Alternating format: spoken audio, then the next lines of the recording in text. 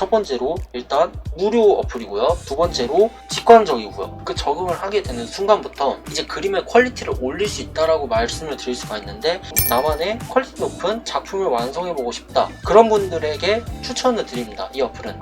자, 이렇게 인피니트 페인트에 대해서 알아봤고요. 아이패드 하면은 여러분들이 굉장히 많이 쓰는 어플이죠. 자, 프로크리에이트, 이 어플에 대해서 한번 알아보도록 하겠습니다. 프로크리에이트로도 제가 그림을 몇 번 그렸어요. 이런 식으로 브러쉬 연습도 해보고, 이런 식으로 막 제가 진행을 해보면서 한 가지 느낀 점이 뭐냐면은, 이런 식으로 좀 직관적으로 카테고리가 구분이 되어 있기 때문에 이 어플을 처음 쓰시는 분들이 내가 원하는 질감 같은 걸 내고자 할 때 쉽게 접근을 할 수 있다, 그런 점이 일단 첫 번째 장점이라고 말씀을 드릴 수가 있고요. 자, 사실 프로크리에이트의 두 번째 장점은 솔직히 말해서 제가 봤을 때 굉장히 다양한 강좌들이라고 말씀을 드릴 수가 있습니다.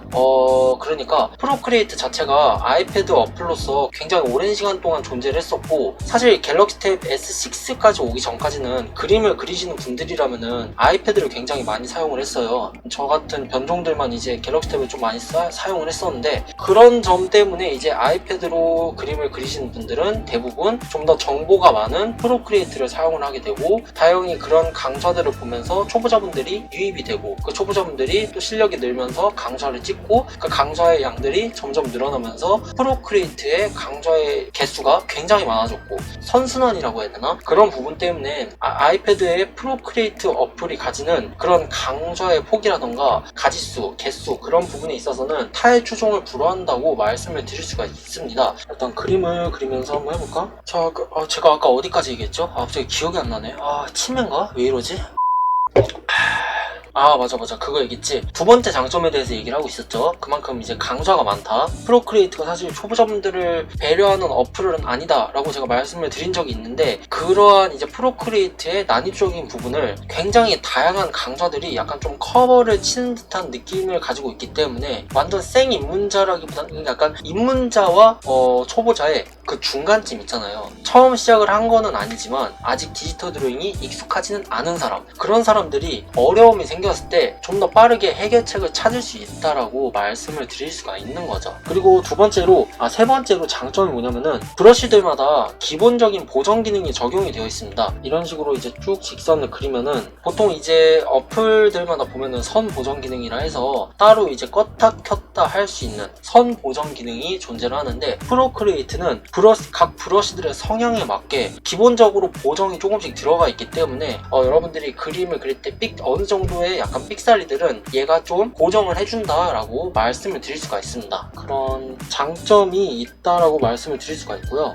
자, 프로크리에이트의 단점에 대해서 한번 말씀을 드려보도록 하겠습니다. 자, 일단 첫 번째로 단점이 뭐냐면은 유료 어플이죠. 근데 아니, 어플을 돈 주고 사는 게 왜 단점이냐 궁금해하시는 분들도 계실 수도 있습니다. 근데 제가 이제 말씀드리는 게 뭐냐면은 입문자분들의 기준으로 봤을 때 얘가 처음부터 유료 어플이다 보니까 이 어플이 과연 나한테 잘 맞는 어플인지 아닌지 일단 돈을 질러놓고 시작을 해야 되는 거잖아요. 그러면은 돈을 이렇게 질러놓고 했는데 나한테 안 맞으면은 이거는 결국엔 내가 쓰지 않은 어플이 돼버리기 때문에 그런 식으로 돈 낭비가 생기게 되고, 그런 약간 접근성 부분, 처음에는 무료로 쓸 수 있고 더 기능을 확장하기 위해서 유료로 결제를 하는 식으로 해서 접근성이 굉장히 좋은데, 프로크리에이트는 그런 식으로 되어 있는 게 아니라 처음부터 유료로 결제를 해야지 어플을 쓸 수가 있어서 내가 이 어플이 과연 잘 맞는 어플인지 아닌지 알 수가 없어요. 그렇기 때문에 그런 입문자분들 기준에서 봤을 때 유료 어플이라는 점이 약간 조금 단점으로 다가올 수 있다라고 말씀을 드릴 수가 있는 겁니다. 그리고 두 번째 단점은 뭐냐면은 아이패드에만 존재하는 어플이에요. 예를 들어서 지금 저 같은 경우는 갤럭시 탭하고 아이패드 둘 다 사용을 하고 있긴 하지만, 갤럭시 탭을 쓰시다가 아이패드로 넘어가시거나 아니면은 아이패드를 쓰다가 갤럭시 탭으로 넘어가시거나 그런 분들이 분명 존재를 해요. 스케치북이나 인피니트 페인터 그런 어플들 같이 아이패드, 갤럭시 탭 둘 다 존재를 하는 어플들 같은 경우에는 적응을 하기가 굉장히 쉽습니다. 아이패드를 쓰다가 이제 갤럭시 탭으로 넘어가면은 프로크리에이트는 쓸 수가 없어요. 다른 갤럭시 탭이나 아이패드 둘 다 사용한 어플들에 비해서 조금은 떨어진다라고 말씀을 드릴 수가 있어요. 근데 지금 제가 말씀드린 거를 보면 아시겠지만 사실 그림 그리는 데 있어서 걸림돌이 되는 단점은 프로크리에이트가 안 가지고 있거든요. 네, 맞습니다.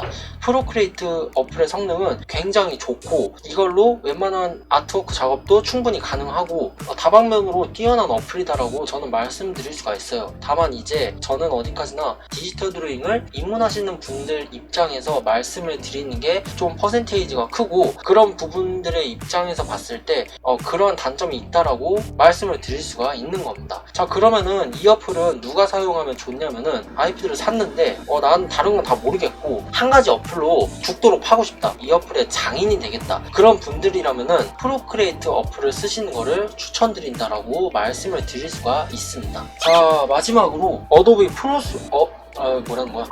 어도비 프레스코에 대해서 말씀을 드리고 이번 영상은 마치도록 하겠습니다. 자, 어도비 프레스코 어플이 뭐냐면은 그 어플이 두 개가 있죠. 어도비 스케치라는 어플이랑 어도비 드로우라는 어플, 이 두 가지 어플이 있었는데 그 두 가지 어플을 합쳐놓은 약간 풀 패키지 형식의 어플이라고 생각하시면 됩니다. 다른 드로잉 툴에 비해서 사실 막 그렇게 특출난 부분은 없어요. 이런 어떤 조작 패널도 그냥 무난무난하고 이렇게 아이콘 형식으로 되어 있긴 한데 사실 그렇게 직관적인 편은 아닙니다. 입문자분들 입장에서 봤을 때는요. 자, 그런데 이 어플의 장점이 뭐냐면은 벡터와 비트맵을 자유자재로 왔다 갔다 할 수가 있고, 어도비의 장점이 뭐냐면은 이제 어도비 일러스트레이터나 어도비 포토샵 있잖아요. 이 두 가지 어플은 사실 어떤 굿즈 제작이나 그런 걸 함에 있어서 거의 표준이다라고 말씀을 드릴 수가 있는데, 이 어도비 프레스코가 그런 어플들하고 좀 연동이 굉장히 부드러워요. 그런 장점이 있기 때문에 사실 그런 굿즈 제작을 하시는 분들은 이 어도비 프레스코라는 어플이 굉장히 좋은 어플이라고 말씀을 드릴 수가 있습니다.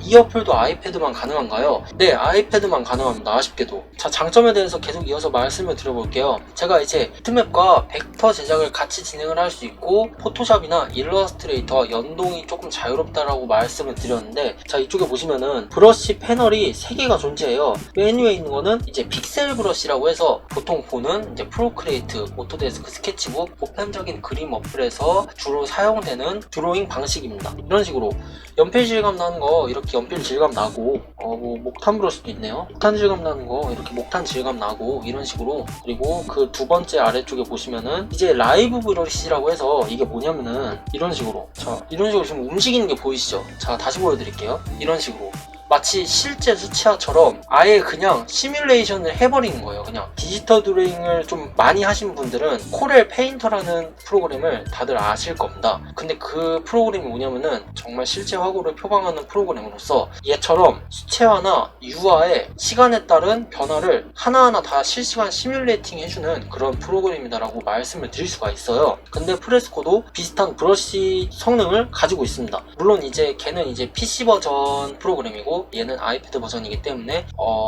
조금 간소화된 부분이 없지 않아 있긴 하지만, 휴대용 기기에서 이런 실제 화구로 표방하는 시뮬레이팅을 할 수 있다는 것 자체가 사실 엄청나게 대단한 거긴 해요. 물론 이제 이거는 이따 말씀드릴 거긴 한데 입문자분들 기준에서는 오히려 그림을 그리는데 걸림돌이 되는 부분이라고 말씀을 드릴 수가 있긴 합니다. 자, 그 아래쪽에 벡터 브러쉬라는 게 있어요. 자, 이게 뭐냐면은, 자, 지금 이 브러쉬를 그리면서 이 패널에서 한 가지 바뀐 게 있습니다. 자, 이거 바뀐 거 맞히시는 분은 굉장히 보여드릴게요. 그림을 그리면서 어떤 변화점이 생겼나요? 혹시 찾으신 분 계신가요? 지금 이쪽에 보시는 게 레이어 패널인데, 제가 새로 레이어 추가를 하지 않아도 이렇게 자연스럽게 벡터 레이어가 추가가 되면서 벡터 브러쉬로 그림이 그려지는 게 보이실 겁니다. 이런 부분 때문에 특히나 이제 초보자분들이 많이들 실수하는 거 있죠. 스케치 레이어에다가 바로 라인 작업까지 해버려가지고 스케치 레이어를 지워버리니까 라인 작업 레이어까지 날아가 버리는 그런 안타까운 상황이 종종 발생을 하는데, 얘는 이제 이런 벡터 브러쉬로 라인 작업을 하면서 자동적으로 이제 레이어가 생성이 되니까 이런 편의성 부분에 있어서 굉장히 배려가 잘 되어 있다라고 말씀을 드릴 수가 있습니다. 일러 파일을 제작을 해야 되는데 이런 약간 편의성 측면에 있어서는 굉장히 좋다라고 말씀을 드릴 수가 있어요. 하여튼 그런 약간 그림을 그리는 데 있어서 가지는 장점보다는 이렇게 외부로 내보내서 이렇게 협업을 하고 연동성 측면의 장점 위주로 가지고 있기 때문에 정말 그림을 취미로 그리시는 분들이라면은 그냥 프로크리에이트 쓰시면 되고 굳이 이 어플을 쓰실 필요는 없다고 생각이 됩니다. 자, 그리고 두 번째로 어플이 굉장히 무거워요. 어플이 최적화가 진짜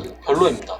무슨 소리냐면은 제가 이 그림 작업을 했었는데 이 그림 작업을 하면서 진짜 이 아이패드 이쪽 윗부분 있잖아요. 이 부분이 뜨거워가지고 손을 못 대겠더라고요. 그만큼 이제 굉장히 퍼포먼스를 많이 잡아먹는 어플이고 연동성 측면에서 굉장히 큰 이익을 가지고 있긴 하지만 이런 그림 작업을 하는데 한 10분에서 15분 정도만 작업을 해도 진짜 너무 뜨거워서 손을 대기가 굉장히 약간 불쾌해지는 느낌이 자주 느껴졌습니다. 그런 단점이 있다라고 말씀을 드릴 수가 있는데, 자 그러면은 이 어플은 누가 사용하면 좋을까요? 디지털 드로잉은 좀 어느 정도 충분히 했고, 나 이제 그림을 좀 어느 정도 그려, 그렇기 때문에 이제 좀 더 나는 더 넓은 세상을 바라볼 거야. PC하고 연동을 해서 좀 더 퀄리티가 높고 내가 이제 단순히 취미로만 그림을 그리는 게 아니라 내가 이 그림을 그림으로써 한번 좀 돈도 벌어보고 싶고 여러 가지를 해보고 싶다, 그러신 분들께 추천을 드리는 어플이다라고 말씀을 드릴 수가 있습니다. 이제 그림을 입문하시는 분들이라면은 스케치북이나 휴온 스케치 같은 무료 어플을 써보시면서 적응을 하시는 거를 추천드리는 거고, 그럼 적응이 완료가 되고 나서 그 다음에 이제 프로크리에이트로 가던 인피니트 페인터로 가던 각자 원하는 어플로 가는 거를 추천드린 이유가, 강좌 영상을 보는 거하고 직접 그리는 거는 하늘과 땅 차이라고 말씀을 드릴 수가 있기 때문에 그런 부분에 있어서 어플을 일단 여러 가지를 써보면서 나한테 맞는 어플을 찾아가는 게 제일 중요하다라고 말씀을 드릴 수가 있습니다. 그리고 참고로 자신있어 아이패드 갤럭시 탭 드로잉 이 책을 가지고 계신 분들이라면은 저하고 이제 오프라인 클래스를 할 수 있는 그런 기회를 좀 마련해 보고자 하려고 하는데요. 책을 가지고 계신 분들이라면은 무료로 진행을 할 거고요. 이제 2주에 한 번씩 진행을 할 예정입니다. 그렇기 때문에 조금 더 저에게 문의를 주고 싶다면은 이제 마찬가지로 오픈 카톡이나 인스타로 질문을 주시면은 제가 성실하게 답변을 해드리고 있으니까 이 부분 잘 참고를 해주시면은 정말 감사드리겠습니다. 자, 하여튼 이번 영상 여기까지 하도록 하겠습니다. 여러분들 제 영상 봐주시느라 굉장히 고생 많으셨고요. 저는 다음 실시간 스트리밍 때 다시 뵙도록 하겠습니다. 여러분 감사합니다.